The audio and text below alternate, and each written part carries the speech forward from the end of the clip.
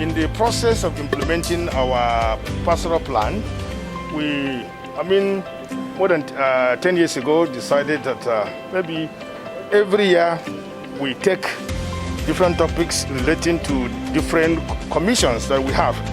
The commissions are the channels through which we implement our pastoral plan, and therefore we have about 14 commissions, and so each year we take one commission and we'll go through, led by the members of the commission. We invite experts to talk to us about it, and then we see how, in this particular area, how are we implementing our pastoral plan.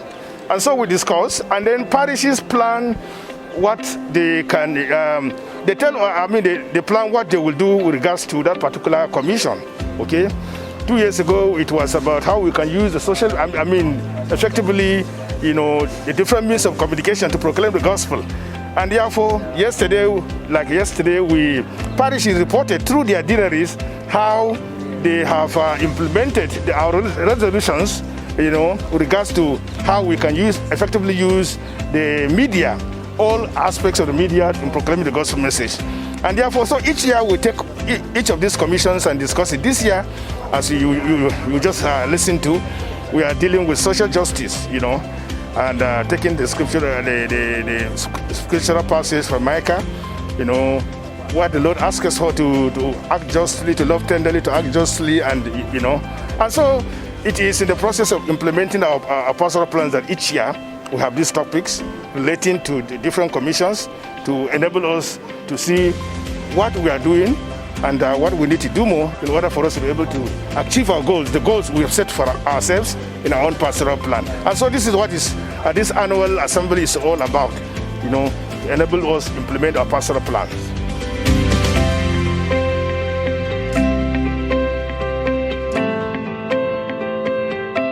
Yes, participants come from parishes, and it is in parishes that we implement the pastoral plan, okay?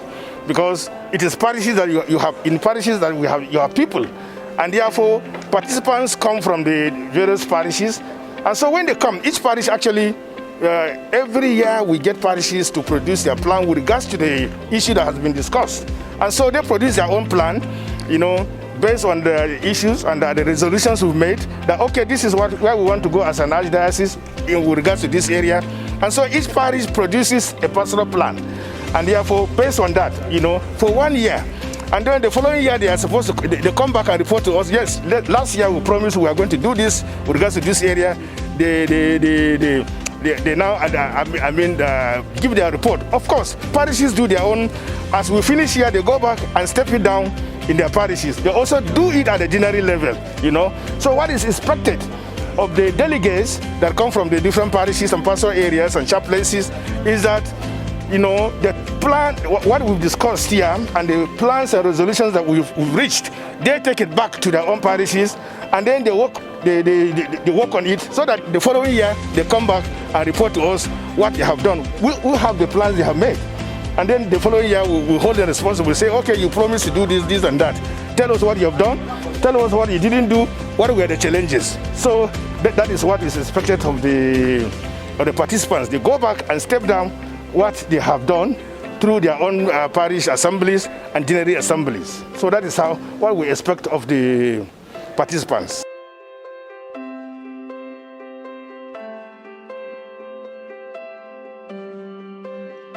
It's rather unfortunate where we've gotten ourselves in this country, and we seem to have a leader who is sleeping on duty. I think this is precisely what one can say.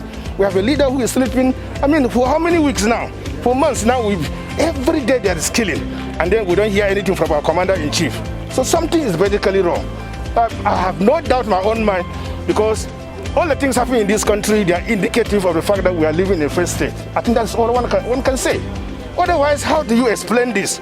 At least we need to hear from our president telling us, okay, these are the concrete steps that we are taking. We don't want to be hearing from the spokesperson. Nigerians didn't elect the spokespersons. There are certain things that the spokespersons can do. But the president, in situations like this, there's no reason why from time to time.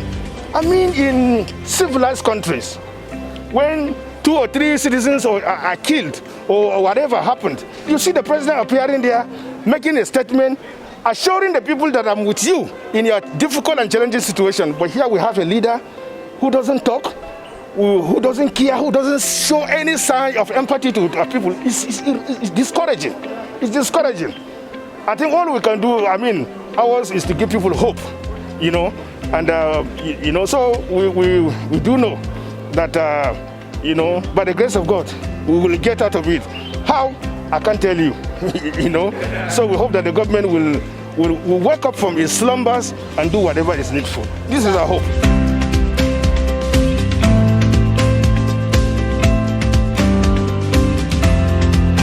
I have said it time, but how can you be negotiating with people who are, why do we have a government in place? Why do we have a government in place? The government, to say the least,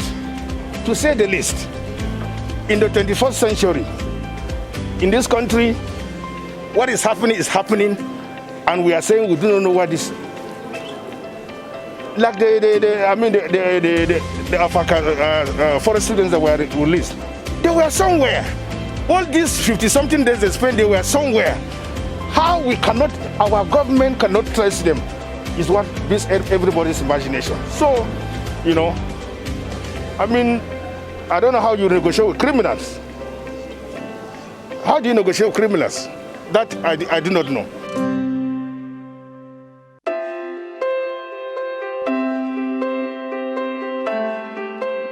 I have already, you had the announcements that our ARCHDIOCESE has made. We have always, every time there are elections, we have always mobilized, people to go out. I think our duty as a church is to educate people to know the kind of leaders to elect. We know what our problems are, and therefore very often people go out to vote without knowing the agenda of the people. And so as a church, what we normally would do is to educate people to know the issues concerned. Now we have, if anybody comes out, I want to be the chairman of a local government, people should be able to ask him, our biggest problem now is insecurity. How are you going to secure us in order for us to be able to go out, and so many other issues. So ours is to educate people, and therefore we are calling on the faithful to go out. They know the candidates within their localities, and therefore they should not allow themselves the usual thing of getting sold, getting things here and there, and then they just go and vote whatever. I think people should be able to show them on paper, and then maybe if there's they can enter into contract with them, social contract with them, that if you elect me, this is what I will do. And therefore, when you elect them, then you can hold them responsible. But when they come and give you 1,000, 15 naira, a bag of salt or whatever, and you accept, that's it. You do not have any moral authority to be able to hold them to account. But when they come to you, ask them, these are our problems, how are you going to solve them for us? And so this is where the role of the church comes in. We educate the people so that when they go to vote, at least they know the kind of people they'll be able to vote for. But as for, we'll mobilize, we've already told the priests to encourage people to go out and vote and choose candidates of their own choice.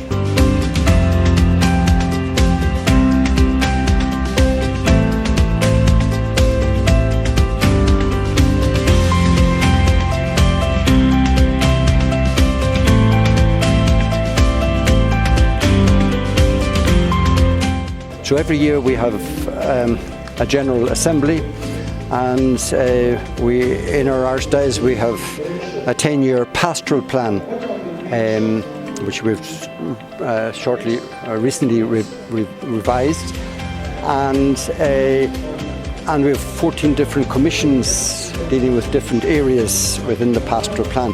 And so every year we take one of those commissions and we have an assembly built around it. They host the assembly, and we deal with the particular topic that is this year it happens to be social justice, which is a very relevant topic for Nigeria today.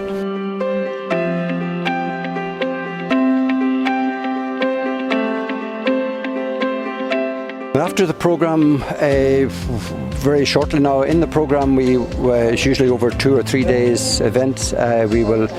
Each parish will draw up an action plan and decide how they're going to implement social justice in their particular parish or pastoral area. And so during the year then they will implement those particular points in their pastoral plan. Of course, as you know, social justice is at the heart of the Church's mission, the dignity of the human person, and so our plan is to look at our situation, especially in the country here in Nigeria, and see how we can uplift and respect the dignity and the rights of the human person in our parishes and in the country in general, and indeed globally in the world.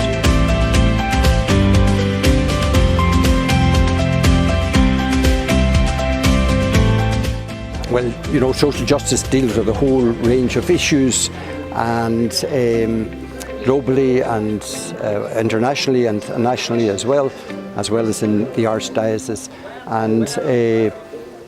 and so we're insecurity. Insecurity is the big issue with us at the moment, and the Church has to get involved in that. If we truly see social justice as being the heart of our mission, our apostolate, and not just leading it over to the government, we have to get involved and pushing and promoting human rights, the rights of every individual, the least of the brothers and the sisters, and particularly the ones who are the weakest and most vulnerable in society. Where our job is to lift them up and to show them respect, whether they are handicapped or whether they are kidnapped or whatever situation, whether they're prisoners, or that we are there to assist them and to support them, because we believe that we're all made in the image of God, and that we are, to love one another. Love, charity is the very precedes justice, and of course peace comes at the end of it all. So we have to promote peace in our nation. We don't have to be passive, doing nothing in order to do that. We have to get on to the government's responsibility to secure to the rights of each individual and the rights of freedom, most especially, and a lot of our citizens are not free at the moment. They're being very much oppressed, and so it's a mighty struggle. To say we're doing nothing is wrong, I think. It's up to all religions and all denominations to pull together and to do something. We have to fight for justice in our society.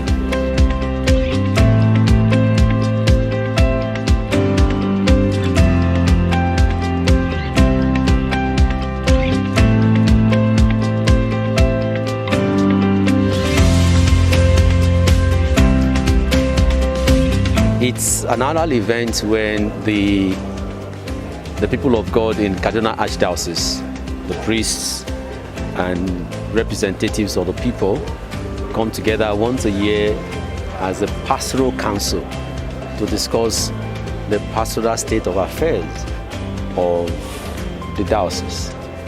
And sometimes the reflection is always centered around a theme. So this year the theme is on social justice.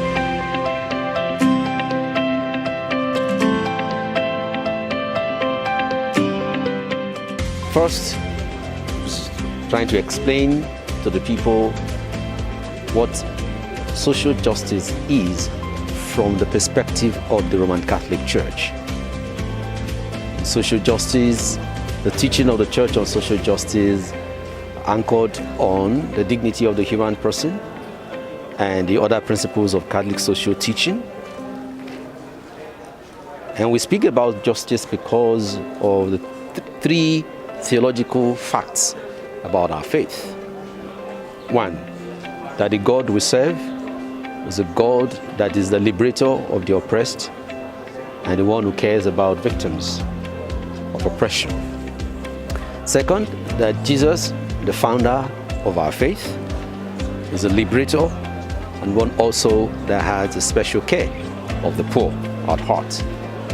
And third, the early Christian community, as we read in Acts of Apostles, is a community that is devoted to the care and concern of those who are poor and those who are in need, and sharing things they have in common based on their need.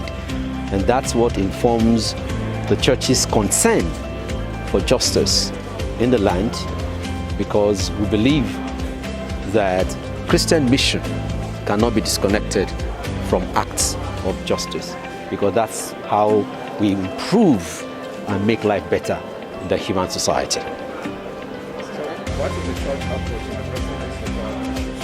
the nation? In the nation or in general? In general. First and foremost, like I said in my presentation, that the church always begins from the perspective of the cardinal principles of the church. The cardinal principles of human dignity, of solidarity, common good, subsidiarity, participation, universal destination of goods, and preferential option for the poor, inspired by values of freedom, of truth, justice, and love. And that's the perspective of the church. Wherever the church finds itself, therefore, it uses these principles, these 8 principles and 4 values as the hermeneutic lens through which it sees and looks at any social issues driving and provoking public policy.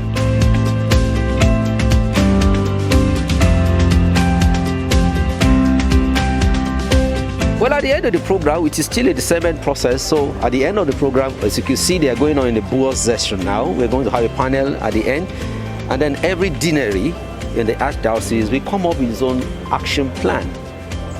That this is just, let's say, the first phase. After this, every deanery will go back home and have a similar assembly like this, more for the people, and then from there, now isolate and identify in their area what are the concrete social justice issues that they will invest the next 1 year in, because when the General Assembly, when they return next year, they will give an account. As you can see, all those posters that you see there is the statement, or they are everybody's report of what they did at the last General Assembly, which was in 2019. This one was the theme for 2020, but because of the COVID-19 lockdown, it had to be suspended to today. So everybody will come back next year to give an account of what they've done. So that's the system or the process for here.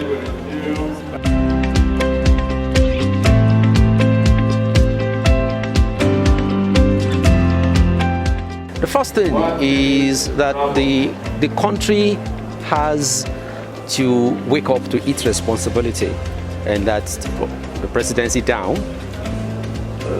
Nigeria finds itself in a state that is not inevitable. Nigeria is a country that is able but is unwilling to solve its problem. You only need to meet other African countries where Nigerian soldiers have gone on peacekeeping mission. How revered and feared Nigerian military are. They respect Nigerian military because they know the quality of their training and their bravery. And so when you speak with some of them from Congo or from Liberia or from Sierra Leone, they just cannot believe. For them, it's unimaginable that is this the same Nigerian army that saved them when they were being cut down by rebels? Is it this same Nigerian army that is struggling? No, something is wrong. That's why I said Nigeria is able but unwilling. And the unwillingness is not the Nigerian soldier, it's not the foot soldiers. The unwillingness is at those who call the shots. You need to speak with some of these military men and you will see that troops' morale is down. So that's why I said Nigeria finds itself in a situation where it's not inevitable. But those at the helm of affairs need to be alive to their responsibility. They will not be in power forever. They may be using their state power now to pursue some ideology, but what they forget, and Kaduna State is an example, what they forget is that when you are an enabler of evil, when the evil has stopped destroying the constructed enemy, it will come back to consume the enablers.